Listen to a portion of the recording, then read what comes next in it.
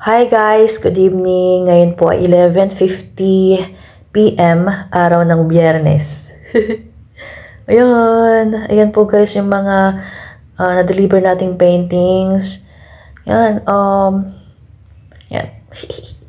Share ko lang sa inyo yung mga videos ng mga deliveries natin sa ating mga clients. Salamat po ng madami. At ayan, nagpadala tayo ng painting kay Sir Jiggy Manikad. Yan guys, painting ni Sir Jiggy yan guys kasi birthday niya today. Yan. Yay! At nagpadala rin tayo ng painting sa isa pa nating client. Yan. Tapos guys, nag-unbox tayo ng cactus. Ito ay galing kay Miss Lot. Ito guys, isa lang siya. Tapos meron siyang freebies na seeds. Hindi ko lang sure kung paano ko patubuin yung mga seeds na to. Ayan, medyo madilim lang kaya hindi nakita yung variegation pero ganyan guys yung itsura niya. Kuko yan ni Miss Lot, hindi ko yan kuko. Guys, kwento ko lang tong painting na to kasi yan talaga yung original na painting. Ginawa natin na may dalawang anak na lalaki sa gilid tapos kaya nalagyan ko ng palda tsaka pantalon yung mag-asawa. Kaso hindi niya kinuha, nagpagawa siya ng ibang painting. May nagkagusto. Kaya tinanggal ko guys, inerase ko ng alcohol. At niretouch ko na lang. Ayan. Hehe. May bumili kasi guys. Yun, minsan ganun talaga. Masusurpresa na lang ako kung kanina ba pupunta yung painting na yun. Ganun. Ayan pala guys, yung painting na to ay kay Sir Jiggy Manikad din. Ito ay 12 by 16 inches na box type canvas.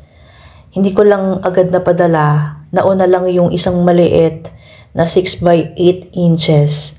Ayun, dapat sabay pero inuna lang yun. And, yun, tuwang-tuwa yung wife ni Sir Jiggy. Yan, pasado naman yung painting guys. Yan, gusto niya rin textured yung painting eh.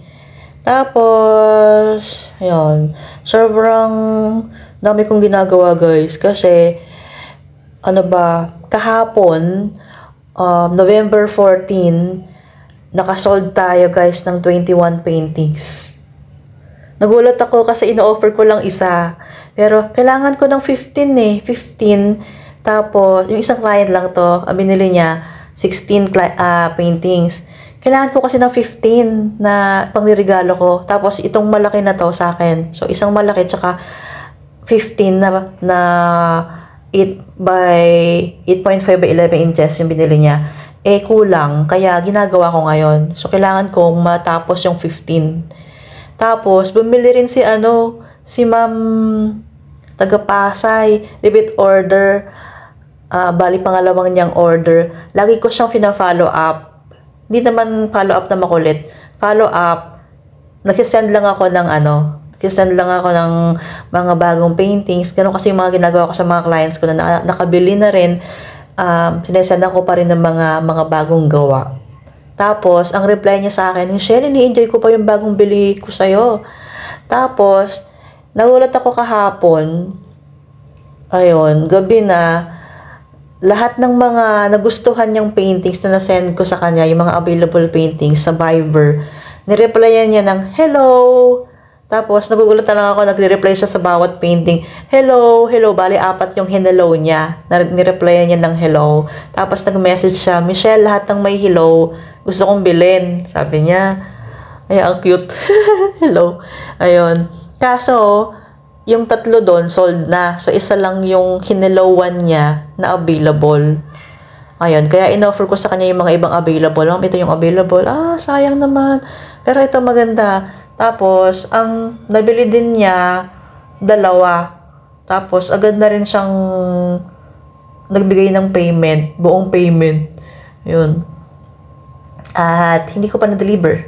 Ngayon ay October 15. Na-frame ko na siya, pero bukas ko na ipapadala kasi late niya na send yung address kasi nakalimutan ko yung address. Hindi ko na nagilap yung address. Kaya, bukas ng morning ko ipapadala. So, na-frame ko na lahat ng mga paintings niya. Yan. Birds and Mother and Child. Sa kanya napunta yung Mother and Child. Yan. Nakakatuwa kasi, yung mga paintings natin, nagugulat na lang ako kung kailan napupunta. Akala ko doon pupunta yung painting na yon. Akala ko sa kanya, parang akala ko siya yung makakabili, ganon. Hindi pala, meron pa palang may ibang art collector na pupunta sa kanya yung painting na yon. Yun, nakakatuwa yung pagiging artist. Ayan. Yay! Ito guys, sobrang sayang lagyan ng pintura tong canvas na to. Sobrang lambot kasi nung canvas. Tapos, parang may blending na ng gesso. Kaya, mabilis i-apply yung pintura. Ayan! Ano pa ba yung mga ganap? Meron tayong exhibit guys, kaya sobrang busy din. Hindi ko